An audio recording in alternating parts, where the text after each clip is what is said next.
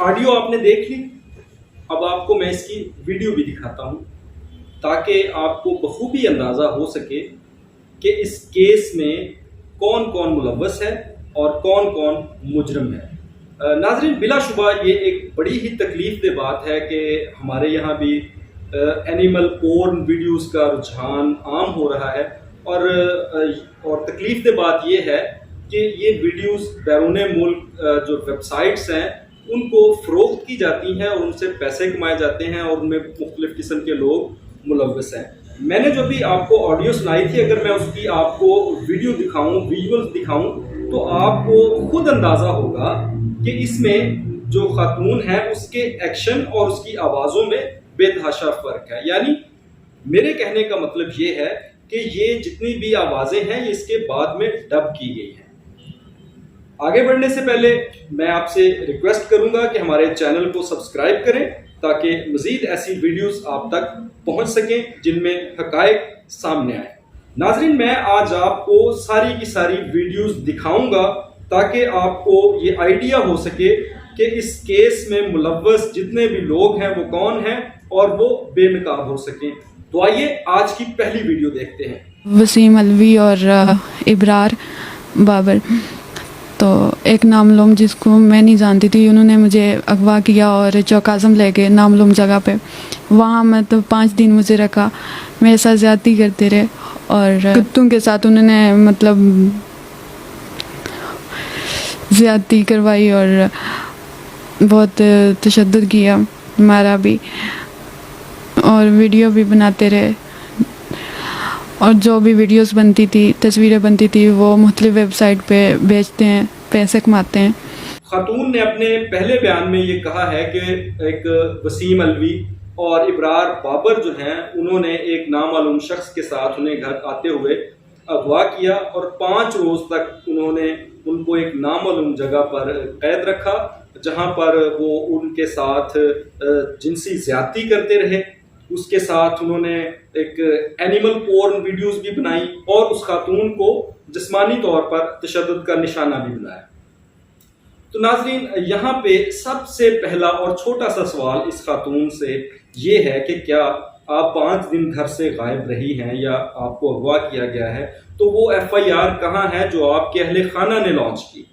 آپ کے گھر والوں کی طرف سے کوئی نہ کوئی FIR ہونی چاہیے تھی، یا متعلقہ محکموں کو، پولیس کو اس بات سے آگاہ کیا جانا چاہیے تھا کہ ہماری بیٹی کو یا ہماری بہو کو، بیوی کو، جو بھی آپ ان کی لگتی ہیں، ان کو کسی نے اغوا کر لیا ہے۔ تو آپ 5 دن کے بعد آتی ہیں اور اس کے بعد آپ ایک بیان ڈالتی ہیں جس میں آپ کہتی ہیں کہ فلاں فلاں شخص نے آپ کو اغوا کیا اور آپ کے ساتھ یہ اتنی بڑی زیادتی ہوگی۔ دوسری بات جو اس میں قابل غور ہے وہ یہ دیکھیے کہ خاتون نے کسی بھی میڈیا چینل کا سہارا نہیں لیا۔ انہوں نے یہ DPO کو اپلیکیشن دی ہے کہ اس کے ساتھ زیادتی ہوئی ہے، اور اس کے ساتھ انہوں نے ایک ایسے بندے کو ہائر کیا ہے جس کے پاس ویڈیو ریکارڈنگ کی تمام تر سہولیات موجود ہیں، اور ان کے پاس جو مائک استعمال کر رہے ہیں اس پہ کسی قسم کا لوگو نہیں لگا ہوا، اور وہ تمام ویڈیو جو ہے، وہ جو کلپ ہے ویڈیو کا، اس کو مختلف گروپس کے ذریعے اور مختلف جو سوشل میڈیا پلیٹ فارمز ہیں ان کے ذریعے سے پھیلایا گیا ہے، تاکہ یہ کسی اگر ایک نیوز چینل کو یہ اگر انٹرویو دیتی تو پھر اس کا مطلب ہے کہ وہ ایک چینل کی پراپرٹی بن جاتی، تو انہوں نے یہ بھی نہیں کیا۔ اس کے بعد جو بڑی بات منظر عام پر آتی ہے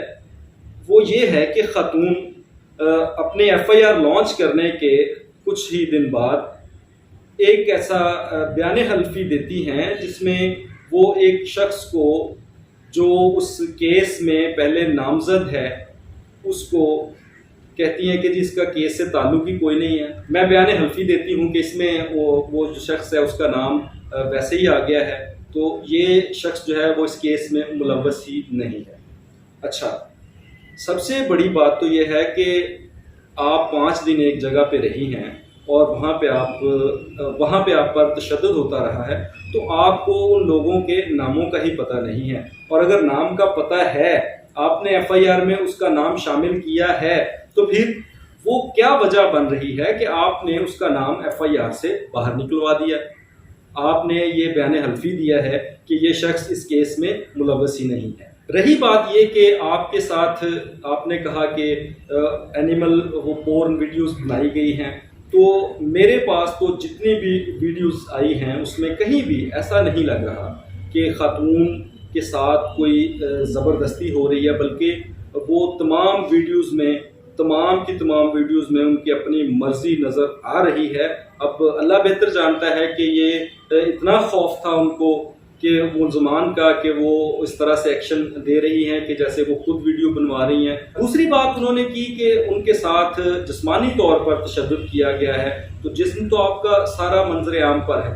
تو اس میں تو کسی قسم کی وہ تشدد ظاہر نہیں ہو رہا بیرونی طور پر، نہ آپ کے کسی بازو پر چوٹ ہے، نہ کمر پہ چوٹ ہے، نہ منہ پہ چوٹ ہے، نہ سر میں چوٹ ہے، مطلب جسم کے جتنے بھی حصے آپ کے نظر آ رہے ہیں اس میں تو کسی قسم کی چوٹ نظر نہیں آ رہی، تو پھر کس طرح سے آپ کہہ سکتی ہیں کہ آپ کے ساتھ اتنا بڑا ظلم ہوا ہے؟ تو ناظرین یہاں پہ ایک سوچنے کی بات یہ ہے جو اس ساری صورتحال میں نظر آتی ہے کہ یہ مشترکہ ایک پلاننگ تھی، ملزمان اور جو وکٹم خاتون ہے یہ آپس میں ملے ہوئے ہیں، یہ ان کی گاڑی چھنتی تھی ایک وقت میں، یہ مل کر کام کرتے تھے، اور پھر جب ایک وقت آیا کہ پیسے کا لین دین جب ہوتا ہے تو آپ کو پتہ ہے کہ کتے جو ہیں وہ شکار تو اکٹھا کرتے ہیں مگر لڑائی ہمیشہ اس وقت ہوتی ہے جب وہ بانٹنے کی باری آتی ہے۔ تو یہاں پہ بھی مجھے لگ رہا ہے کہ جیسے یہ خاتون کا جھگڑا ہوا ہے اس وقت جب پیسوں کی بانٹ شروع ہوئی ہے تو ملزمان نے اس کے ساتھ جو پیسوں کا لین دین کا جو کیا تھا وعدہ وہ پورا نہیں کیا، یا اس کو پورے پیسے نہیں دیے یا پیسے دیے ہی نہیں ہیں، ڈرا دھمکا کر اس کو اس منظر سے آؤٹ کرنے کی کوشش کی ہے، جس کی وجہ سے اس نے یہ سارا ڈرامہ رچایا ہے۔ اور آپ کو یاد ہوگا، مجھے یقینی طور پر اس بات کا ادراک ہے کہ بہت سے لوگ اب اس وقت مجھے گالیاں بھی دے رہے ہوں گے کہ ایک خاتون کے ساتھ اتنی بڑی زیادتی ہو اور آپ یہ کہہ رہے ہیں کہ وہ خاتون ملوث نظر آ رہی ہے۔ تو آپ کو یاد ہوگا کہ گریٹر اقبال پارک میں جب عائشہ نامی ٹک ٹاکر کے ساتھ ایک بڑا برا حادثہ پیش آیا تھا اور اس کے کپڑے بھی پھاڑ دیے گئے تھے، تو اس وقت بھی میں نے یہ بات کی تھی کہ یہ ایسے واقعات خود بخود جنم نہیں لیتے، خواتین کسی نہ کسی طور پہ اس میں ملوث ہوتی ہیں۔ بعض خواتین، تمام خواتین کی بات نہیں کر رہا ہوں، یہ ایسی خواتین جن کو شہرت کی ضرورت ہوتی ہے یا پیسوں کی ضرورت ہوتی ہے، یہ خواتین کسی نہ کسی حد تک ملوث ہوتی ہیں۔ تو پھر بعد میں وہ کیس سامنے آ گیا کہ وہ عائشہ نے اپنے تمام دوستوں کو بلایا ہوا تھا گریٹر اقبال پارک میں، اور وہاں پہ ایک موب کی صورت میں جو ہوا وہ پھر پوری دنیا نے دیکھا۔ تو شہرت کے لیے جو اس نے ایک چھوٹا سا قدم لیا وہ اس کے گلے پڑ گیا۔ تو یہاں بھی یہ چیز کہیں نہ کہیں نظر آ رہی ہے، جیسے اس خاتون نے اس سارے واقعے میں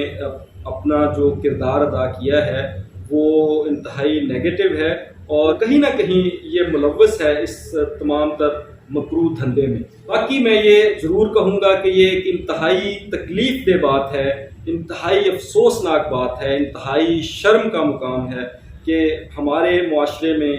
اس طرح کے واقعات ہو رہے ہیں کہ خواتین کی عزت محفوظ نہیں ہے، وہ گھر سے باہر نکلتی ہیں کام کے لیے، ان کو اغوا کر لیا جاتا ہے اور ان کی عصمت دری کی جاتی ہے، اور اس پہ تو اس سے بھی بڑی تکلیف دہ بات یہ ہے کہ ان کو اینیمل پورن میں گھسیٹا جائے اور ان کے ساتھ ایسی ویڈیوز بنائی جائیں جن سے پیسے حاصل ہوں اور وہ لوگوں کے لیے تفنن تباہ کا کام دیں۔ اور میں نے جتنی بھی بات کی ہے،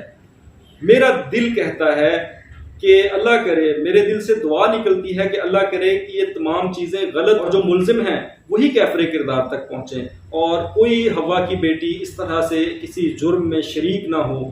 ملوث نہ پائی گئی ہو، اور اس قسم کی اس سے حرکت سرزد نہ ہوئی ہو جس سے نہ صرف وہ اس دنیا میں بلکہ آخرت میں بھی منہ چھپاتی